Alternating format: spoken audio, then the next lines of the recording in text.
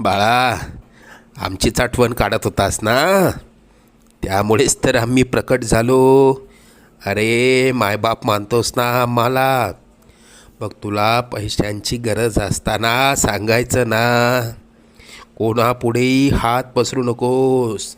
लोक 2-4 हजारांची मदत करतीलही, पण तुझ्या मागे सर्वांना तुझी मजबुरी हसत सांगतील.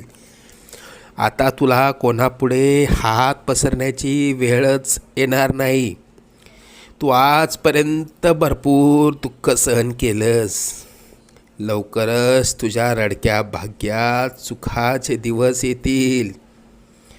तुझ्या मनात असलेली इच्छा पूर्ण होऊन अक्कलकोटला पेढे घेऊन येणं होईल. येशील ना आम्हाला भेटायला अक्कलकोटला? सगळं मनात